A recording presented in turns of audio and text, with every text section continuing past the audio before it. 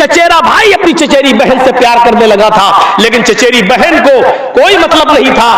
और जब उसका बाप मर गया तो वो एक दिन भूखमरी की शिकायत लेकर अपने भाई के पास आई और कहती है कि मेरे भाई, तुम्हें तो मालूम है कि मेरे बाप नहीं रहे इस दुनिया में, मेरे शौहर की तबीयत खराब है, बीमार है, बिस्तर पर लेटे हुए हैं, मेरे बच्चे भूखे मर रहे हैं, अगर कुछ मदद कर सकते हो तो करो। और आज मौका मिला उस आदमी को, चचेरे भाई को, कहता है, आए मेरी बहन, चचेरी बहन, पूरी जिंदगी तुमसे जो बात नहीं कह सका वो आज कह रहा हूं। चचा की जिंदगी में मैं तुम्हें नहीं पा सका, मैं तुम्हें चाहता हूं, अगर तुम्हें मंजूर हो तो आज की रात मेरे पास आ जाना, तब मैं तुम्हें इतने दिनार या दिरहम मैं तुम्हें दे दूंगा।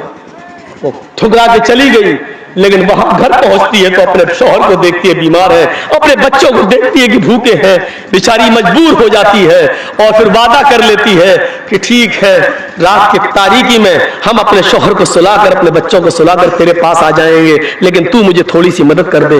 उसने 60 दिरहम दे दिए, इसने लाई और लाकर अपने शौहर को दवा इलाज कराया, अपने बच्चों को खिला पिला के सुला दिया, जो वादा किया था वादे में पहुंचती है। उसने दरवाजा खोला, अपने सीने से लगाया, औरत को, अपनी चचेरी बहन को बिस्तर पे ले गया।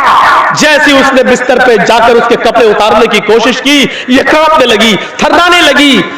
उसके चचेरे भाई ने कहा, तुम जब आई थी तो इतना नहीं कांप रही थी, तुम्हारी ये हालत, जब इतना डरोगी तो आगे का काम कैसे होगा? डर छोड़ो, कुछ अपने अंदर खुलापन लाओ, डर हटाओ, मेरा सपोर्ट करो। और ये कहकर जैसे ही उसने हाथ बढ़ाया, इसकी चचेरी बहन ने उसका हाथ पकड़ते हुए कहा, इत्तक़िल्लाह या इब्राहिम, आए मेरे चचा के बेटे, अल्लाह से डर जा। आज तक मेरे चेहरे को भी किसी ने नहीं देखा और आज तू है जो मुझे अपने बिस्तर पर लिटा रहा है। अल्लाह की कायम करदा हद को मत तोड़, मैं तेरे लिए हलाल नहीं हूं, मैं अपने शौहर की अमानत हूं। कब्र के सांप बिच्छू मेरा इंतजार कर रहे हैं, जहन्नम की आग मेरा इंतजार कर रही है। चंद लम्हों की लज्जत से मेरी जिंदगी भर की इबादत को बेकार मत कर। इतना कहना था, अल्लाह से डर। बुखारी शरीफ की हदीस के अल्फाज है, उस नौजवान ने, उस लड़के ने अपनी बहन को छोड़ दिया और कहता है कि मेरी बहन जा, अल्लाह से डर। अल्लाह का नाम लिया, कहा, कहता अल्लाह से डर। मेरी तो पूरी जिंदगी गुनाहों में चली गई और तू तो एक काम, और वो भी अभी तूने किया नहीं है गलत काम, तू एक ऐसे काम पर डर रही है जो अभी तूने किया भी नहीं है। जा, मैंने तुझे छोड़ दिया। जब वो जाने लगी तो चचेरे भाई ने आवाज दी, सुन, मैं बहुत से आकार गुनाहगार इंसान हूं। कयामत के दिन जब अल्लाह ताला मुझे मेरी बदअमली की वजह से जहन्नम में डाले और फेंके, तो कयामत के दिन अल्लाह के दरबार में इतनी गवाही जरूर दे देना,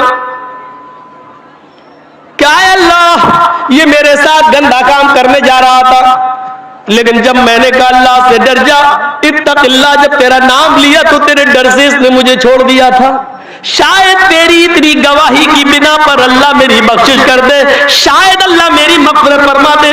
मेरे भाइयों, लड़की मौजूद है, बिस्तर मौजूद है, इसने उस पर काबू भी पा लिया है, ये वादे के मुताबिक चली भी गई है, खूबसूरत जिस्म इसकी आंखों के सामने, लेकिन जैसी कहती अल्लाह से डर, और उसने अल्लाह के डर को अपने दिल में महसूस करते हुए इस लड़की को नजरअंदाज कर दिया, फिर इसके जिस्म के करीब नहीं गया। मेरे भाइयों, हकीकत में खौफ खुदा इसी को कहते हैं, हकीकत में तकवा इसी को कहते हैं। ये है डर, ये है अल्लाह का खौफ। और ये चीज अगर हमारी जिंदगी के अंदर आ जाए, ये चीज अगर हमारी जिंदगी के अंदर पैदा हो जाए, तो हमारी दुनिया भी संवर जाए और आखिरत भी संवर जाए। या अय्युहल्लज़ीना आमनुत्तक़ुल्लाह हक़्क़ तुक़ातिह, ईमानो वालो, अल्लाह से डरो जैसा कि उससे डरने का हक है। यह है डर। बातचीत में भी डर होना चाहिए अल्लाह का, बातचीत में भी डर। बातचीत में डर जानते हो क्या है? या अय्युहल्लज़ीना आमनुत्तक़ुल्लाह वक़ूलू क़ौलन सदीदा, ईमान वालो, अल्लाह से डरो और जब भी बात करो तो बिल्कुल दुरुस्त और सीधी बात करो। अल्लाह ने यह नहीं कहा कि सच बोलो, थोड़ा सा समझने की कोशिश करो। सच बोलना एक अलग चीज होती है और दुरुस्त बोलना एक अलग चीज होती है। दुरुस्त, अब दोनों में फर्क बताता हूं। अल्लाह ने क्या कहा? क़ूलू क़ौलन सदीदा, जब भी बोलो तो सीधे सीधे बोलो, दुरुस्त बोलो। पुलिस मौलाना जर्जीस को ढूंढ रही है और पहचानती नहीं है। एक मिसाल दे रहा हूं, ढूंढ नहीं रही है। यूपी में थोड़ी परेशानी होती है लेकिन बंगाल में नहीं। यूपी में तो डॉक्टर कफील जैसे बेचारे परेशान हो जाते हैं। हम भी कभी कभी सलाह दिल में इरादा कर लेते हैं कि अब बंगाल ही में शिफ्ट हो जाऊं, यही महफूज हो। सोचते हो कभी कभी। कलियाचक के लोग तो कह रहे हैं कि आ जाइए मौलाना, यहां हमें बड़ा डर लगता है यूपी में कहीं आपको फंसा ना दे। सोचते हैं यही सेफ जगह है, लेकिन डर लग रहा है कि आजकल जो हालात हैं उसकी बुनियाद पर डर लगता है कि कहीं ये भी इधर भी सेंधमारी ना हो जाए, इधर भी बेईमानी ना हो जाए। और हमें दूसरों से ज्यादा अपनों से डर लगता है कि हमारे अपने कहीं यहां पर बीजेपी की गवर्नमेंट न बनवा दे। उनसे डर लगता है, उनसे। इस वक्त अक्लमंदी से की जरूरत है, अक्लमंदी से काम लेने की, लेकिन दौलत के नशे में आदमी अपनी अकल भूल जाता है, अकल भूल जाता है। ताज्जुब है यार, जर्जीस साहब मोदी और योगी के खिलाफ बोले तो केस नहीं होता है, और हम अपने किसी मुसलमान भाई के खिलाफ बोल दें तो केस हो जाता है। और वही लोग केस करते हैं बीजेपी और आरएसएस वाले के, तुम इस आदमी के खिलाफ क्यों बोले, इसका मतलब क्या है? तसव्वुर करिए आप, हुकूमत के खिलाफ बोलूं तो केस नहीं होता है, और जो लोग हुकूमत की मदद कर रहे हैं उनके खिलाफ अगर बोल दूं तो केस होता है। इसका मतलब क्या है? हम दूध पीते बच्चे नहीं है, बहुत अच्छी तरह समझते हैं। इतनी अकल है मेरे अंदर, ये मालूम है जो लोग हम ही जैसे किसी मुसलमान से जुड़े हुए हैं उनको बुरा लग रहा होगा, मौलाना साहब हमारा खेल खराब करने आए हैं। खेल, जो गंदा खेल खेला गया है बिहार और की सरजमीन पर, अल्लाह से दुआ है कि अल्लाह उस खेल से हमारी बंगाल की सरजमीन को पाक और साफ रखना।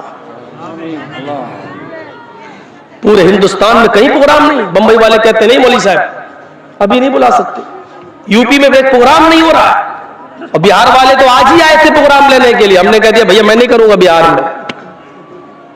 और बंगाल भी चल रहा, पूरे हिंदुस्तान के अंदर भी सिर्फ बंगाल चल रहा। अल्लाह का शुक्र है, ये अल्लाह की रहमत है मेरे भाइयों। आप खुशनसीब हैं, खुशनसीब।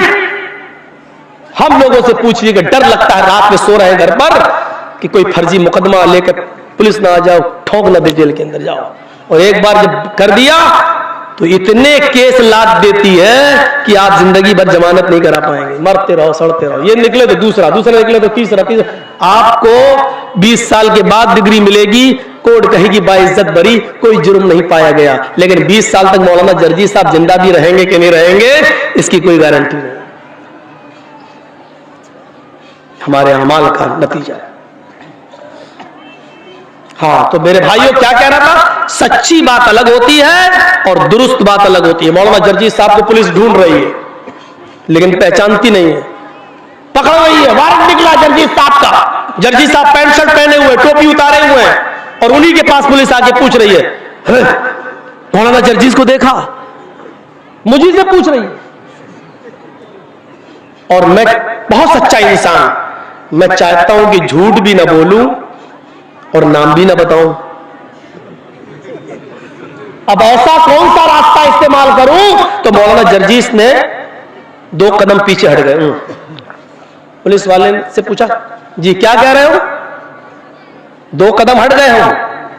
फिर पुलिस वाले से पूछा जी किसको पूछ रहे हो? मौलाना जर्जीस को देखा? अभी तो यही थे। 2 कदम हम हट गए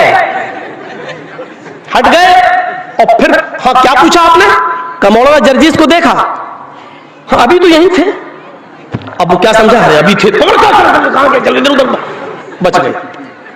झूठ नहीं है, हकीकत देखा जाए, दिमाग से सोचो तो ये झूठ नहीं है। लेकिन कुरान और हदीस की रोशनी में देखा जाए तो ये झूठ है, ये झूठ है। क्योंकि उसने मौलाना जर्जीस को पूछा और आप जानते हैं कि वो क्या पूछ रहा है और किसको पूछ रहा है। आपका जवाब सीधे सीधे ये होना चाहिए था कि हां मैं ही हूं। आपने कहा अभी तो यहां थे। आपने उसकी बात का सीधे सीधे जवाब नहीं दिया, घुमा के जवाब दिया। अल्लाह ताला क्या कहता है कि जब भी बोलो तो सीधे सीधे बोलो, दुरुस्त बोलो। या ये नहीं कहा जा रहा कि सच बोलो। मौलाना जर्जी साहब कोई बिजनेस करते हैं, माल लाते हैं, मालदा बेचते हैं, कलियाचक बेचते हैं। अब हमारे इटावा में कोई आदमी मुझसे कहता है कि साहब माल लेके, अरे कल कहां थे? मैं नहीं बताना चाहता कि कलियाचक था, मैं नहीं बताना चाह रहा हूं कि मैं मालदा था। अब वो पूछ रहा है कि बताओ कल कहां थे, 12 बजे आप कहां थे? मैं झूठ भी नहीं बोलना चाहता हूं। मैंने उसको कह दिया जमीन के ऊपर था, आसमान के नीचे था। हकीकत में दिमाग लगा के देखा जाए तो ये झूठ नहीं है। अरे मैं था तो जमीन के ऊपर ही था और आसमान के नीचे ही था। लेकिन सच्चाई ये है कि ये झूठ है, क्योंकि ये तो वो भी जानता है कि आप जमीन के ऊपर थे और आसमान के नीचे थे। वो ये नहीं जानना चाहता है कि आप किस जमीन के, और ये जानना चाहता है कि आप रात दिन के 12 बजे कौन से शहर में, कौन से मार्केट में, कौन से बाजार में थे। आपको अगर नहीं बताना है तो साफ कह दीजिए कि मैं नहीं बता सकता, मैं कहां था मैं आपको नहीं बता सकता। इसमें कोई बुराई नहीं है। आप सच बोल दीजिए मैं आपको नहीं बता सकता, भाई मैं नहीं बताऊंगा। लेकिन आप ये मत कहिए जमीन के ऊपर और आसमान के नीचे।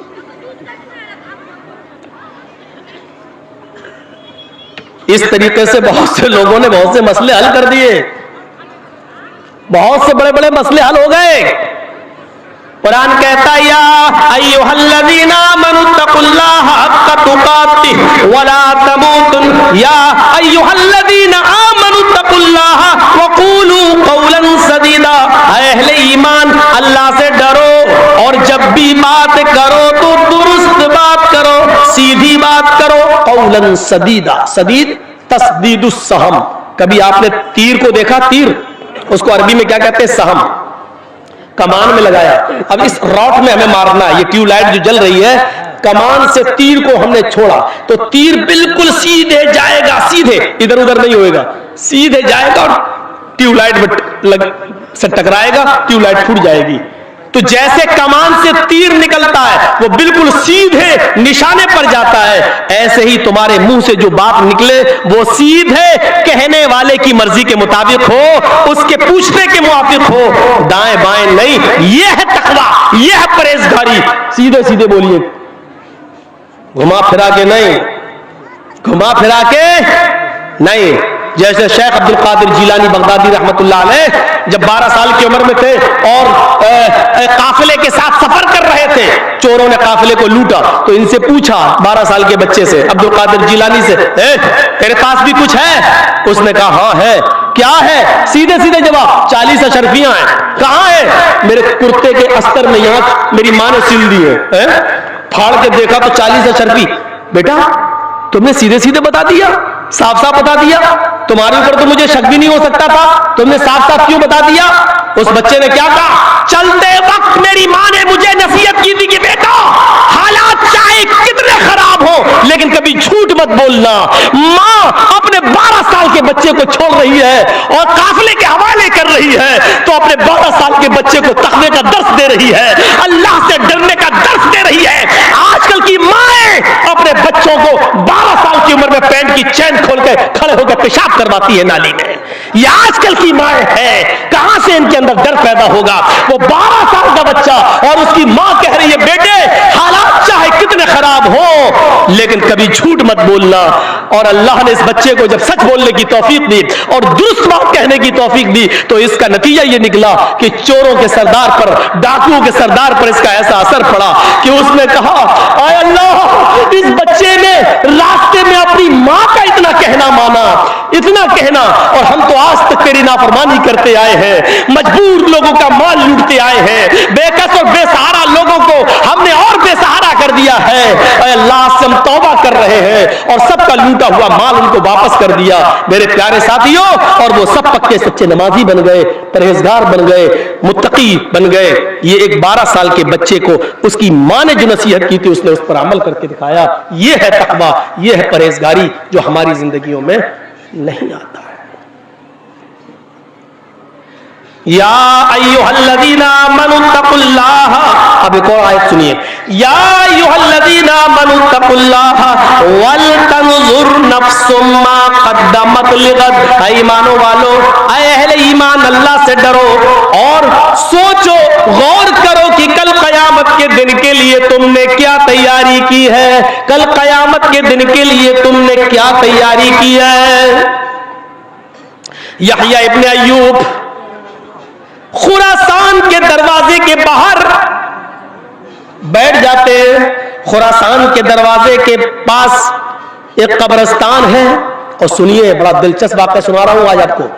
खुरासान के दरवाजे पर बैठ गए, रोजाना ये बैठ जाते थे और वहां से कब्रिस्तान सामने दिखाई देता था। ये रोजाना रात में खुरासान के दरवाजे पर बैठ जाते थे और रात के अंदर कब्रिस्तान का दीदार करते थे। कब्रिस्तान का दीदार करते थे, अंधेरे में कब्रों को देखते थे और अपनी मौत को याद करते थे कि हमें भी एक दिन यहाँ आना है, हमें भी एक दिन यहाँ दफन होना है। हम और आप भी तो मिट्टी रहने जाते हैं, हम और आप भी तो कब्रिस्तान से गुजरते हैं, लेकिन कभी मौत नहीं आती, कभी याद नहीं आती। मिट्टी भी देते और हंसते भी, ही मिट्टी भी देते जा रहे हैं, खिलखिला भी रहे, कोई मौत का एहसास नहीं है। यहया इब्न अय्यूब रोजाना कब्रिस्तान अंधेरे में बैठते और कब्रों का दीदार करते और अपनी मौत को याद करते। एक दिन बैठे हुए कब्रिस्तान पर बैठे, दरवाजे पर बैठे हुए, जब रात काफी गुजर गई, 2/3 रात गुजर गई, 2 हिस्से रात के गुजर गए, साएं बीतने लगी, जंगल कब्रिस्तान के अंदर अंधेरा छा गया। तो यहया इब्न अय्यूब अब कब्रों को देख रहे हैं, एक दिन हमें भी यहां आना है। अचानक उनकी नजर कब्रिस्तान पर एक आदमी पर पड़ी जो कंबल ओढ़े हुए है, अपने सर पर कंबल डाले हुए हैं और अपनी आंखों के अलावा पूरा चेहरा छिपाए हुए हैं और कंबल ओढ़े हुए हैं। वो कभी इस कब्र को देखता, आगे बढ़ता, दूसरी कब्र को देखता, फिर आगे बढ़ता, तीसरी कब्र को देखता, फिर आगे बढ़ता, चौथी कब्र को देखता, फूटी हुई कब्र है, टूटी हुई कब्र है, फूट गई है, टूट गई है, उस कब्र को देखकर वहीं पर बैठ जाता है। चेहरा छिपाया हुआ है, आंखें खुली हुई है और इस तरह बैठ जाता है, उस फूटी हुई कब्र को रात में बैठ के देख रहा है। यहया इब्न अय्यूब कहते हैं, अल्लाह, ये कौन आदमी है जो रात के अंधेरे में इतनी कब्रों को देखने के बाद एक कब्र पर जाकर बैठ गया है, देखेंगे इतनी रात में क्या करता है। यहया इब्न अय्यूब उठते, चले इस आदमी के पास, ये कब्र के पास बैठकर क्या कर रहा है।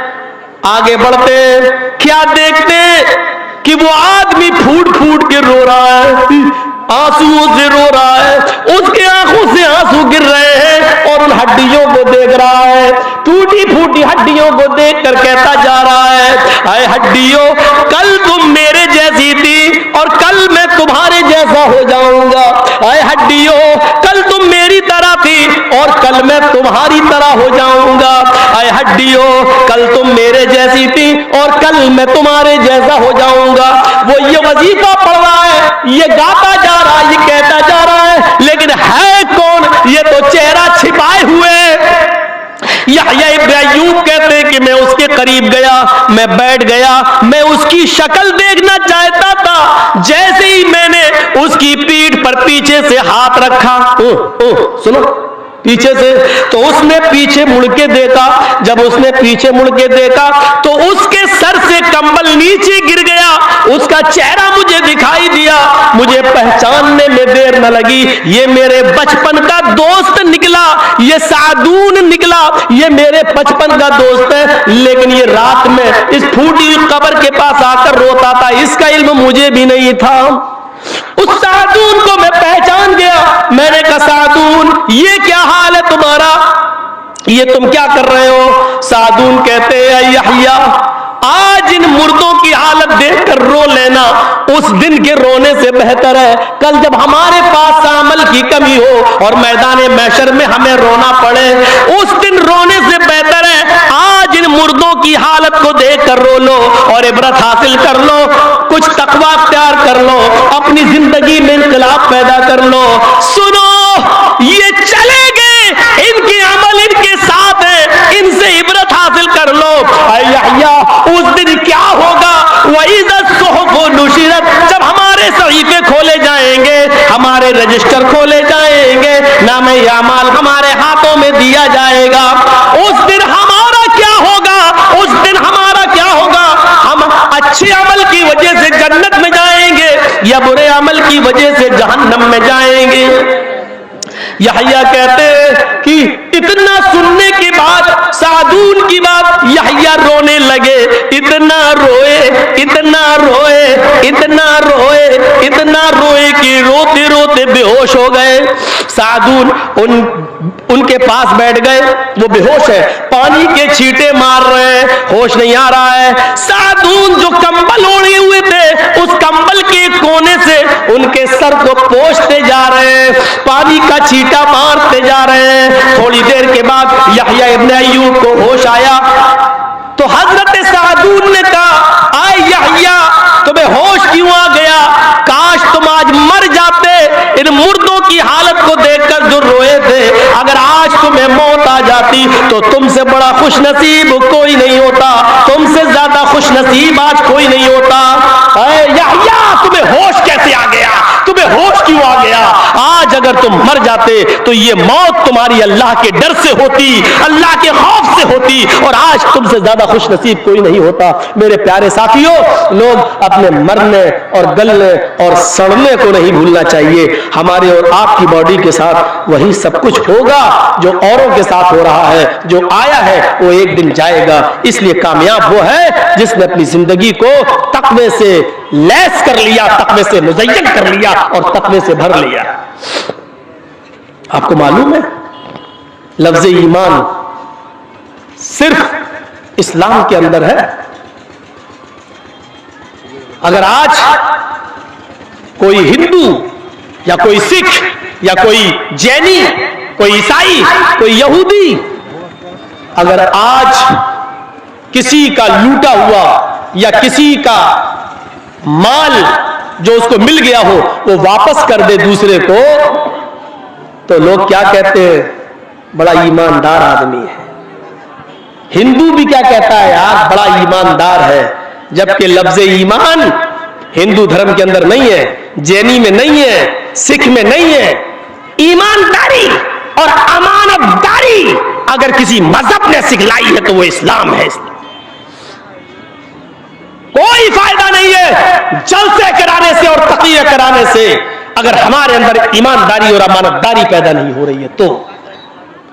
आपको मालूम है, सुनिए, जापान की राजधानी क्या है? टोक्यो। टोक्यो के अंदर एक जापान का रहने वाला एक टैक्सी ड्राइवर है, और सुनो, टैक्सी ड्राइवर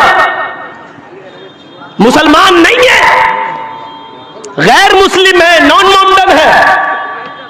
हिंदुस्तान का एक आदमी टोक्यो उतरता है, एयरपोर्ट पहुंचता है, एयरपोर्ट से बाहर निकलता है, ये टैक्सी ड्राइवर उसका इस्तकबाल करता है और वहां कस्टमर के सामने सर झुकाने का रवाज है। आइए जी हुजूर, आइए। टैक्सी ड्राइवर गैर मुस्लिम है। पूछा, साहब कहां जाना है? इसने बताया यहां फला फला हॉस्पिटल है, उस हॉस्पिटल के सामने एक इंस्टीट्यूट है, मुझे वहीं जाना है। कहा, ये साहब बैठ जाइए। उसने उसको बिठा लिया, टैक्सी ड्राइवर ने। सुनो, मुसलमान नहीं है, मैं बार बार ये जुमला बोल रहा हूं ताकि हम अपने अंदर झांक कर देखें, हम अपने अंदर झांक कर देखें। वो मुसलमान नहीं है। उसने उस आदमी को अपनी गाड़ी में बिठाया, टैक्सी में सवार किया और मीटर ऑन कर दिया। चलिए, ये चलने लगा। 5 मिनट चलने के बाद ड्राइवर ने मीटर ऑफ कर दिया, ऊपर कर दिया और चल रहा है। 3-4 किलोमीटर तक चलने के बाद उसने मीटर को फिर ऑन कर दिया है और मंजिले मकसूद पर लाया, उसको उस हॉस्पिटल के पास पहुंचा दिया।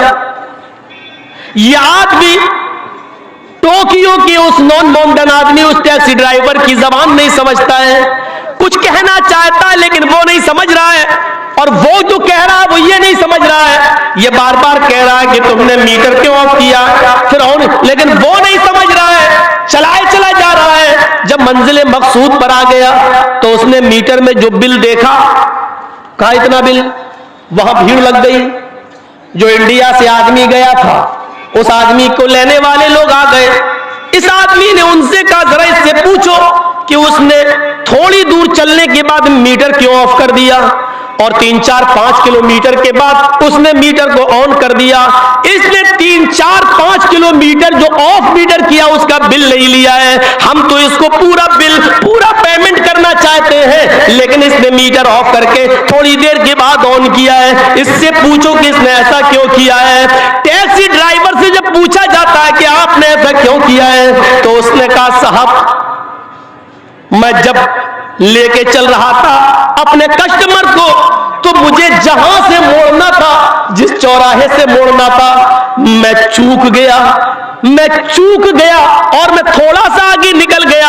अब अगर पीछे आता तो मुझे भारी जुर्माना देना पड़ता, इसलिए मुझे आगे ही बढ़ना था, और आगे बढ़ने के बाद जो टर्न हमें लेना था वो 3-4-5 किलोमीटर से पहले नहीं था, इसलिए मैंने मीटर ऑफ कर दिया, क्योंकि ये मेरी गलती थी, ये मेरी चूक थी। तो मैं अपनी गलती और अपनी चूक का पेमेंट इससे कैसे ले लूं। तो 4-5 किलोमीटर जो मैं लेके चला इसको, और जब फिर मैं उसी मोड़ पे आया जहां आना था, वहां फिर मैंने मीटर ऑन कर दिया, और जो 5 किलोमीटर जो मैंने मजीद इसको लेके चला वो मेरी गलती थी, इसलिए मैं अपनी गलती का बिल इससे नहीं ले सकता साहब। ये हमने नहीं सीखा है, ये मेरी माँ और बाप ने नहीं। ईमान वही नहीं है जो हम कलमा पढ़ने के बाद इस्तेमाल करते हैं। इस आदमी ने 40 दिन का चिल्ला नहीं लगाया था, इस आदमी ने 4 महीने की जमात में शिरकत नहीं की थी, इस आदमी ने कलमा नहीं पढ़ा था, इस आदमी की लंबी दाढ़ी नहीं थी, इस आदमी के सर पे टोपी नहीं थी, लेकिन था तो वही ईमान था इसके अंदर जो एक इस्लाम ने हमें सिखलाया है। मेरे प्यारे साथियों, एक गैर मुस्लिम के इस वाक़े से अंदाजा लगाइए, बंगाल के अंदर भी टैक्सी ड्राइवर है, हम ही लोगों में से बहुत हैं, चला रहे हैं। क्या ये ईमानदारी आज हमारे अंदर है? कलमा पढ़ने के बाद, इस्लाम लाने के बाद, मुसलमान होने के बाद, जुमे की नमाज पढ़ने के बाद, रमजान के रोजे रखने के बाद, क्या ये ईमानदारी हमारे अंदर है? क्या हम इतना लंबा चौड़ा घुमाने के बाद क्या हम बिल नहीं लेते हैं? अगर इस्लाम लाने के बाद और मुसलमान होने के बाद ये ईमानदारी आपके अंदर नहीं है, तो अफसोस है आपकी ईमानदारी पर, अफसोस है आपकी ईमान पर, और अफसोस है आपके इस्लाम पर। हम कहां हैं? तकवा हमारे अंदर नहीं। इसलिए बर्नार्ड शॉ ने कहा था, बर्नार्ड शॉ ने, ईसाई है, बर्नार्ड शॉ ने कहा था मैं पूरे यूरोप घूमा और मैं अरब भी घूमा। अरब सिर्फ सऊदी अरब ही नहीं है, इराक, ईरान, शाम, फिलिस्तीन, ये सब अरब में कहलाता था। मैं यूरोप भी घूमा, मैं अरब भी घूमा, मैंने यूरोप के अंदर ढूंढा, मुझे मुसलमान नहीं मिला लेकिन इस्लाम मिला। बर्नार्ड शॉ ने क्या कहा था? पूरे यूरोप के अंदर मैं घूमा लेकिन मुझे मुसलमान नहीं मिला, इस्लाम मिला। यानी इस्लाम ने ईमानदारी की जो तालीम दी है वो मुझे मिला इस्लाम। मैंने यूरोप में घूमा, एक भी मुसलमान नहीं मिला लेकिन इस्लाम यहां मिला। और मैं अरब घूमा तो अरब के अंदर मुझे इस्लाम तो, हमें अरब के अंदर हमें मुसलमान तो मिला लेकिन इस्लाम नहीं मिला। अरब के अंदर मुझे मुसलमान तो मिला लेकिन इस्लाम नहीं मिला, यूरोप के अंदर मुझे इस्लाम मिला लेकिन मुसलमान नहीं मिला। मेरे भाइयों, हम इस्लाम को तो मानते हैं लेकिन मुसलमान नहीं है, और बहुत से लोग मुसलमान नहीं है लेकिन इस्लाम की तालीम पे वो अमल कर रहे हैं। हमें टूथ ब्रश चाहिए और स्टेशनों पे चले जाओ तो हिंदू भाइयों को मिसवाक करते हुए देखो। बाबा रामदेव ने आज तक टूथपेस्ट नहीं किया, पतंजलि दंत मंजन बना रहा है, लेकिन खुद नीम की दातून करता है। मेरे प्यारे साथियों, हमें बाबा रामदेव की जिंदगी में इस्लाम दिखा, यह अलग बात है कि बाबा रामदेव मुसलमान नहीं है। हमारी जिंदगी में इस्लाम भी दिखे और ईमान भी दिखे तो हमारी जिंदगी कामयाब है, हमारी जिंदगी कामयाब है। अमानतदारी हमारे अंदर नहीं। तसव्वुर करें आप, डॉक्टर शिव शक्ति स्वरूप भोपाल के अंदर MBBS MS डॉक्टर सर्जन, उनकी बेटी भी MBBS MS, और जब इस्लाम लाए अल्लाह ने तौफीक दी तो MBBS MS होने के बाद उनकी बेटी तसव्वुर करो आप, ऐसा हिजाब और ऐसा बुर्का पहनती है, ऐसा नकाब ओढ़ती है कि MBBS MS होने के बाद भी उसके हाथों की हथेलियां कोई नहीं देख सकता है।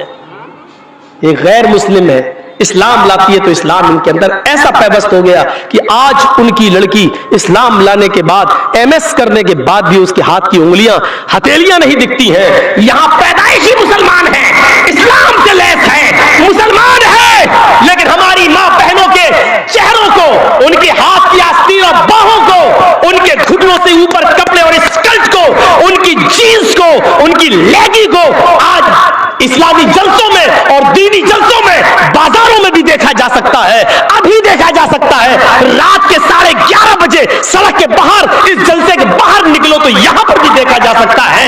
ये हमारा इस्लाम है, ये हमारे घर की मां बहन बेटियों का हाल है। शर्म मगर मुझे नहीं आती है और हम अपने आप को मुसलमान कहते हैं। मेरे भाइयों, ये इबरत हमें लेना पड़ेगी, ये एहसास हमें अपने अंदर पैदा करना पड़ेगा और ये तुम्हें सुनना पड़ेगा, तुम्हें नहीं तुम्हारे बाप को भी सुनना पड़ेगा। जब तक इस कुर्सी पर हम बैठे हैं, ये अथॉरिटी, ये पावर मुझे है और ये जनाब मोहम्मद रसूलुल्लाह ने पावर दिया है मुझे, ये तुम्हें सुनना पड़ेगा। गाली देना हो तो कल चाय की होटल पर चाय पीते वक्त दे लेना मुझे गाली, तुम्हारे लिए रास्ते खुले हुए हैं गाली देने के, लेकिन ये पावर मुझे है जो मैं तुम्हें नहीं दे सकता, ये सुनना पड़ेगा तुम्हें। एक गैर मुस्लिम लड़की जब इस्लाम लाती है तो डॉक्टर के बावजूद लोगों के लिए आइडियल बन जाती है, नमूना बन जाती है। और हमारी मुसलमान मां बहनें, बेटियां, तसव्वुर करो, कौन सा दस्तूर है सब जलसे में, कौन आ रहा है? बहनोई साली को ला रहा है, तेरे बाप का राज चल रहा है। भाभी जलसा सुनने आई है, किसके साथ आई है? देवर के साथ आई है। शर्म नहीं आई तुझे? जलसा सुनने आ रही है और देवर के साथ आ रही है, जिस देवर को कुरान, अल्लाह के रसूल ने कहा अम्मुल मौत। दूसरों से पर्दे में थोड़ी बहुत कमी हो जाए तो बर्दाश्त कर ली जाएगी, लेकिन देवर से पर्दे में कमी नहीं होना चाहिए। देवर भाभी के लिए मौत है और भाभी देवर की बाइक पे बैठ के आ रही है। शादी के बाद आपकी सगी बीवी और आपकी बीवी की सगी बहन भी अपनी बहन के साथ बैठकर आपके साथ खाना नहीं खा सकती है। कहां हैं आप? मौलाना जर्जीस की बीवी मेरे साथ खाना खा रही है और जर्जीस साहब की बीवी अपनी बहन को, यानी मेरी साली को भी लाकर अपने साथ खाना खिला रही है। तो मौलाना जर्जीस के लिए जायज नहीं है कि अपनी बीवी की मौजूदगी में भी अपनी साली को अपने साथ बैठ के खाना खिलाए। बीवी की मौजूदगी में भी जायज नहीं है। तुम तो बीवी की गैर मौजूदगी में सालियों को मालदा घुमाते हो, मेलों में ले जाते हो, और घर का वो बड़ा आदमी जिसने अपनी बेटी अपने दामाद को दी है, वो अपनी साली भी अपने दामाद के साथ भेज देता है। सबसे बड़ा भड़ुआ ये आदमी है। ये ससुर भड़ुआ है जो अपनी साली को, अपनी बेटी को दामाद के साथ भेज रहा है, बीवी को नहीं। इसको भड़ुआ कहा अल्लाह के रसूल ने, दयूस, भड़ुआ। दयूस तो नहीं समझोगे ना, भड़ुआ, खुल के बोलता हूं, भड़ुआ। शर्म नहीं आती, शर्म। साहब, हेलो भैया, हाँ दिल्ली में हो? मौलाना जर्जी साहब आए हुए, जलसा है। भाभी, आपकी बीवी भाभी कह रही है मुझे जलसे में जाना, मैं ले जाऊं? दिल्ली से कह रहा हाँ ले जा। इतना एतबार भाई पर? तुझे एतबार हो सकता है लेकिन शरीयत को एतबार नहीं है, मोहम्मद रसूलुल्लाह को एतबार नहीं है। शरीयत अपनी जगह पर है, अपनी जगह पर। टोक्यो के इस वाक़े को सामने रखिए। कोई हिंदू है बेचारा, उसके अंदर ईमानदारी है, उसके अंदर इस्लाम पाया जा रहा है, लेकिन वो मुसलमान नहीं। हमारे अंदर हम मुसलमान हैं लेकिन हमारे अंदर इस्लाम नहीं। यूरोप के अंदर बर्नार्ड शॉ ने कहा, यूरोप के अंदर मैंने मुसलमान को ढूंढा, हमें नहीं मिला, लेकिन इस्लाम को ढूंढा तो मुझे हर हर घर में इस्लाम मिला, लेकिन मुसलमान नहीं मिला। अरब के अंदर मैंने जब तलाश किया तो अरब के अंदर में मुसलमान मिला, घर घर में मुझे मुसलमान मिला, लेकिन इस्लाम हमें देखने को नसीब नहीं हुआ। बर्नार्ड शॉ के इस कौल पर मैं कुर्बान जाता हूं। उसने जो बात कही मुझे एतराफ है, हम मुसलमान हैं लेकिन इस्लाम हमारे अंदर नहीं है। और उस आदमियों के अंदर, यूरोप के अंदर इस्लाम तो घर घर में है लेकिन वहां मानने वाले मुसलमान नहीं है। इस्लाम की तालीमात पर अमल हो रहा है। मेरे भाइयों, ये कोरोना वायरस जो फैला नहीं है, फैलाया जा रहा है, इतना है नहीं जितना इसका हवा खड़ा किया जा रहा है, ताकि लोग रोजगार पर सवाल न करें, अर्थव्यवस्था पे सवाल न करें, हमारी पूछताछ न हो। भीड़, लाखों की भीड़ बिहार के चुनाव में हुई, तब तक कोरोना नहीं था, लेकिन जैसे ही चुनाव खत्म हुए कोरोना का हवा फिर खड़ा कर दिया गया है। इस कोरोना का एक ही इलाज है मेरे भाइयों। आज अमिताभ बच्चन की आवाज में तुम सुन रहे हो, अभी कोरोना खत्म नहीं हुआ है, जरा सी भी ढिलाई। ये फिल्मी दुनिया का हीरो आज ऐलान कर रहा है, इसका जो इलाज, जो तरीका ये बतला रहा है, ये तरीका तुम्हारे इस्लाम के अंदर मौजूद है। बार बार हाथ धोइए, ये बार बार हाथ धोने का मिजाज तुम्हें नमाज में नजर आएगा। 5 वक्त की नमाज पढ़िए और उसके बाद देखिए आप बार बार हाथ धोएंगे। अल्लाह के नबी फरमाते हैं, क़ज़ाए हाजत, लैट्रीन पेशाब पायखाना करके जब वापस आओ तो आप अपने जमीन पर हाथ मारिए, मिट्टी से अपने हाथ को धोइए। मिट्टी के अंदर जरासीम को, जंत को मारने की बहुत अच्छी सलाहियत मौजूद है। नाक में पानी डालिए, चढ़ाइए और नाक को झाड़िए। यह है कोरोना का इलाज। ये मास्क हम लगा रहे हैं मेरे भाइयों, ये कोरोना का एक इलाज ये भी है कि नाक में पानी डाल के आप झाड़िए नाक को। ये अंगूठा पकड़ के ऐसे कस के ये दबाइए, हम ज्यादा कस के नहीं करेंगे ना, निकल जाएगी, वैसे ही नजला हो रहा है, ऐसे पकड़े कस के, फिर ये पकड़िए ऐसे, ये वाली दबाइए। लो, ये भी बताया अल्लाह के रसूल, इतनी सी चीजें बताई है। पढ़िए ज़ादुल माद अल्लाह में इब्न क़य्यिम की। ये अंगूठे से नाक में पानी डाला, ऐसे चढ़ाइए और फिर अंगूठे से ही नाक दबाइए जोर से, फिर ये पकड़िए ऐसे, फिर दबाइए और फिर ऐसे करके झाड़ दीजिए, फिर हाथ धोइए। ये बार बार हाथ धोना, नाक में पानी डालना, चेहरा धोना, यही तो बताया जा रहा है। बार बार हाथ धोइए, चेहरा धोइए, है सैनिटाइजर लेके इस्तेमाल करिए। सैनिटाइजर की बिक्री हो रही है, मास्क की बिक्री हो रही है। मास्क की अल्लाह के रसूल सल्लल्लाहु अलैहि वसल्लम ने क्या कहा? खांसते वक्त एक दूसरे के मुंह पे नहीं। अल्लाह के रसूल सल्लल्लाहु अलैहि वसल्लम ने क्या फरमाया? खांसी आए तो मुंह पे हाथ रख लो, जमाई आए तो मुंह पे हाथ हो। पूरा कोरोना का इलाज अमिताभ बच्चन तो आज सरकार की गाइडलाइन बयान कर रहा है। इमाम कायनात ने जो तरीका बताया है वो पूरी जिंदगी में कयामत की सुबह तक कभी कोरोना घर में नहीं आएगा। अगर तुम 5 वक्त की नमाज और उसमें बनाया जाने वाला वो वुजू जो जनाब मोहम्मद रसूलुल्लाह के तरीके पर बताया गया है, उस तरीके से अगर कोई आदमी बनाना शुरू कर दे तो उसको कभी कोरोना हो ही नहीं। कोरोना तेरी खोपड़ी में हो सकता है, लेकिन ऐसा करने वाले को कोरोना नहीं हो सकता है। एक तरफ कोरोना का इलाज भी नहीं है और दूसरी तरफ टीवी में सुन रहे हैं कि इतने सही हो गए। देख रहे हो, इतने बीमार, इतने सही। अबे जब वैक्सीन बनी ही नहीं है, कोरोना का कोई इलाज ही नहीं है, तो सही कैसे हो रहे हैं? ये बीजेपी का आदमी है, इसको अंदर डालो। ये मोदी का खिलाफ बोल रहा है, इसको अंदर डालो। ये हाल हो रहा है। ये वैक्सीन अब फिर ये चल रहा है, फिर बढ़ा दिया गया है, फिर दिल्ली में दिखाना है। जानते हो इसके पीछे क्या राज है? बहुत कुछ है, बहुत कुछ। आप वहां तक नहीं पहुंच पाएंगे। उस पॉलिसी को समझना मुश्किल है, इनकी शैतानी चालों को समझना मुश्किल है। वल्लाह ये रात में जब अंधेरे कमरे में सोते होंगे तो इनके पास शैतान चल के आता होगा और बताता होगा। इनकी शैतानी चालों से हम वहां तक हमारा दिमाग पहुंच ही नहीं पाता। जहां तक हमारा दिमाग पहुंच पाता है उसके बाद इनकी शैतानी खोपड़ी उसके आगे से चलती है, उसके आगे से चलती है। या अय्युहल्लज़ीना आमनू तक़ुल्लाह वल तंजुर नफ्सुम मा क़द्दमत लिग़द। कल क़यामत के दिन के लिए तुमने कौन सी तैयारी कर रखी है।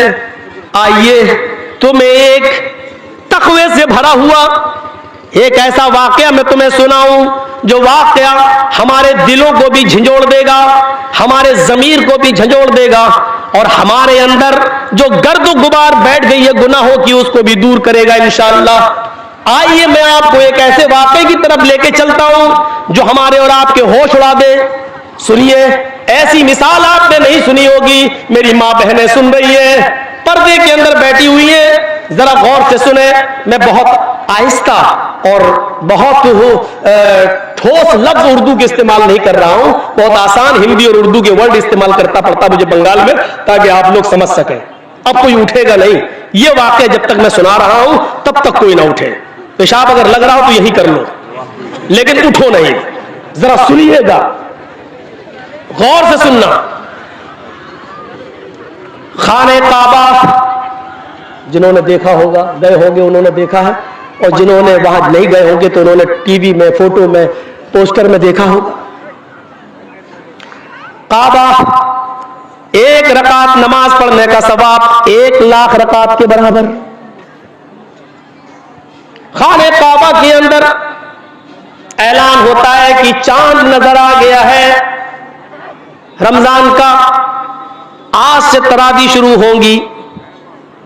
ऐलान होते ही लोग मस्जिदों की तरफ भागने लगे, इमाम हरम के पीछे तरावी पढ़ना चाहते हैं। एक रकात का सवाब 1,00,000 रकात के बराबर है। आज इमाम हरम के पीछे नमाज पढ़े। इधर उधर से भी लोग आने लगे, मक्के के घर घर खाली होने लगा, लोग खाने काबा की तरफ बढ़ने लगे। धीरे धीरे पहली तरावी खत्म हो जाती है, अपने घरों में लोग आ गए। सुबह फजर की नमाज से पहले लोग सहरी करते हैं, तरह तरह की नेमतें खाते हैं। यार तुम्हारा मोबाइल इंटरनेशनल है क्या? यार एक बार सेट नहीं कर पा रहे हैं, बार बार खड़े हो जाते भाई। अब मैं भूल गया, यही होता है ना। खाने काबा की तरफ लोग जा रहे, पहली सहरी करते हैं, पहली सहरी। और सहरी के बाद ये उम्मीद है, ये तमन्ना है कि हम इमाम हरम के पीछे फजर की नमाज पढ़ें। और सुनिए, अभी आप सुनेंगे तो कोई शायद पत्थर दिल इंसान हो जिसके आंख से आंसू ना आए, वो पत्थर ही दिल होगा जिसके आंख में आंसू ना आ जाए। इस वाक़े को सुनिए आप। इमाम हरम के पीछे नमाज पढ़ना चाहते हैं, तरह तरह की नेमतें खाई जा रही है, सहरी हो रही है, सहरी में हर किस्म के आइटम रखे हुए हैं। और मक्के में शायद ही कोई घर ऐसा हो जिस घर में सहरी करने के बाद उस घर का आदमी खाने काबा में नमाज पढ़ने न जाना चाहता हो। सहरी का टाइम खत्म होता है, फजर की आजान की आवाज आने लगती है, काबे का मुअज्जिन आजान देता है, अल्लाहु अकबर, अल्लाहु अकबर, अल्लाहु अकबर की ये नदा, ये आवाज जबल अबू कबीस से टकराते हुए, कैम खां से टकराते हुए, अरब के इर्द गिर्द घाटियों से अल्लाहु अकबर की आवाज पहाड़ियों से टकराते हुए खाने काबा के गिलाफ से टकराती है। इस आवाज को सुनने के बाद मक्के का एक एक आदमी खाने काबा की तरफ इमाम हरम के पीछे नमाज पढ़ने के लिए जाना चाहता है। लेकिन उसी मक्के के अंदर थोड़ी दूरी पर, 2-3 किलोमीटर की दूरी पर एक 86 ईयर्स ओल्ड, 86 साल का बूढ़ा आदमी रहता है। और पूरे मक्के के अंदर उससे ज्यादा गरीब घर कोई नहीं है। 86 साल का बूढ़ा, उसकी 4 जवान बेटियां। सुनो, मैं किसी को भी खड़ा करके पूछ सकता हूं मैं क्या क्या बताया।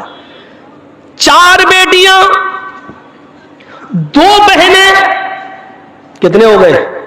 6। उसकी 4 बेटियां हैं, 2 बहनें और एक बूढ़ी सास। उसकी भी जिम्मेदारी थी बूढ़े आदमी के ऊपर।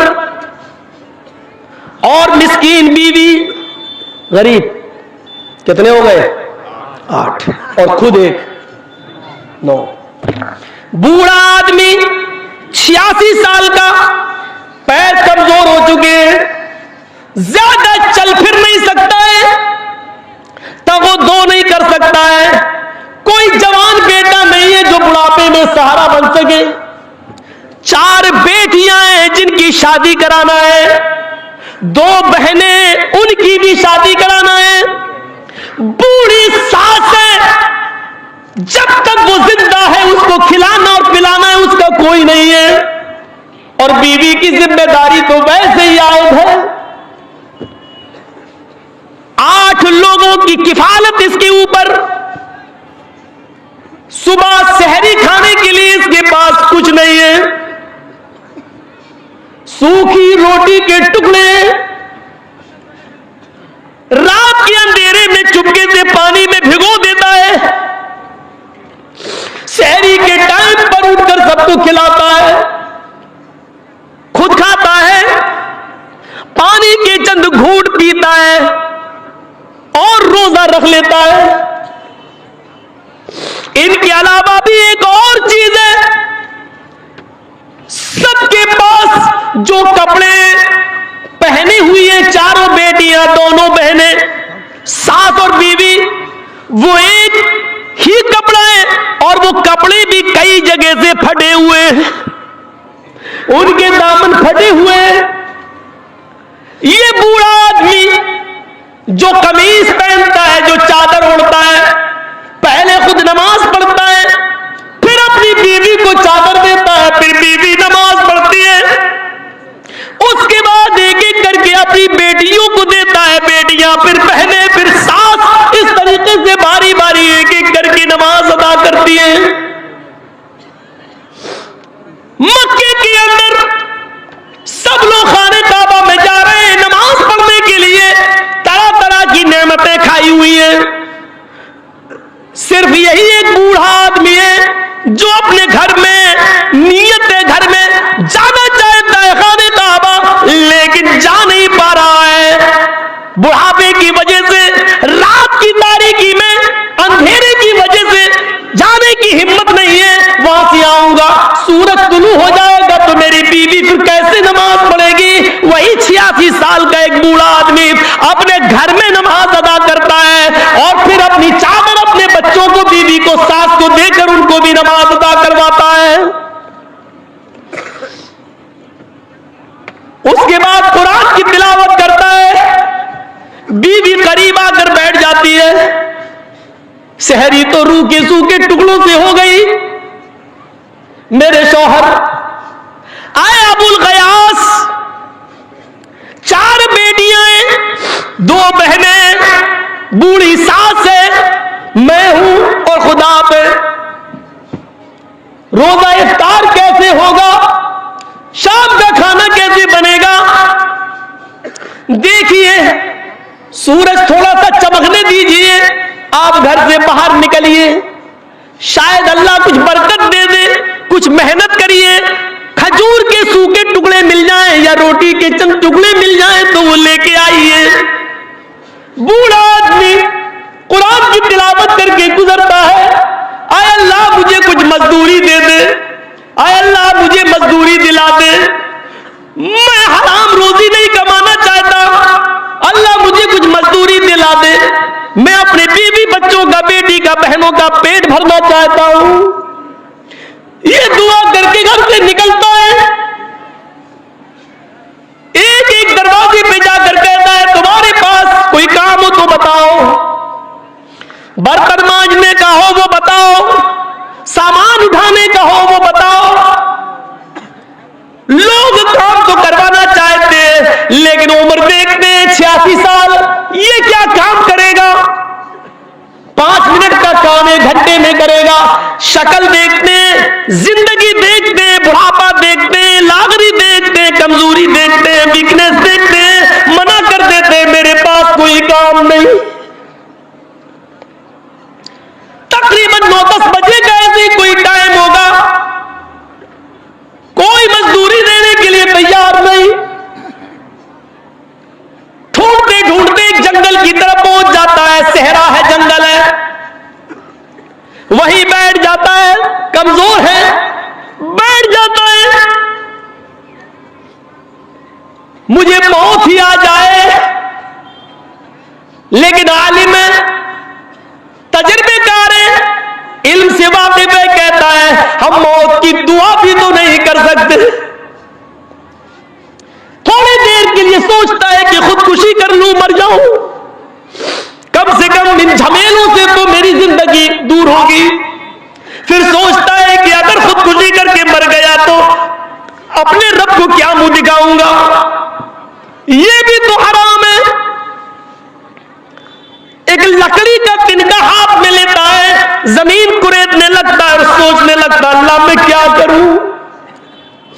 थोड़ी देर के बाद सोचता है कि घर जाऊंगा, 4 बेटियां, 2 बहनें, बीवी है, सास है, पूछेगी क्या कमा कर लाए हो, क्या जवाब दूंगा। जमीन कुरेदता जा रहा है और ये सोचता जा रहा है। अचानक इसका हाथ किसी चीज से टकराता है, जमीन को कुरेद रहा है और कुरेदते कुरेदते अचानक इसका हाथ टकराता है। थोड़ी देर के लिए डर गया, ये कोई सांप है।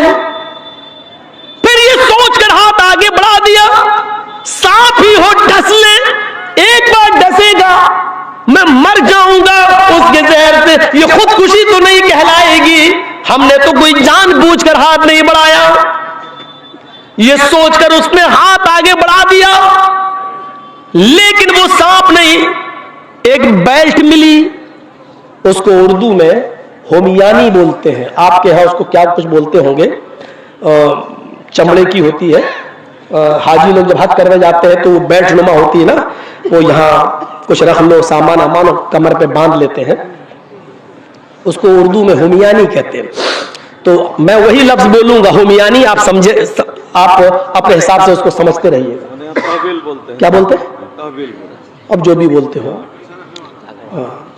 तो वो थैली, अचानक उसने हाथ जैसी बढ़ाया तो पता चला कि वो थैली है।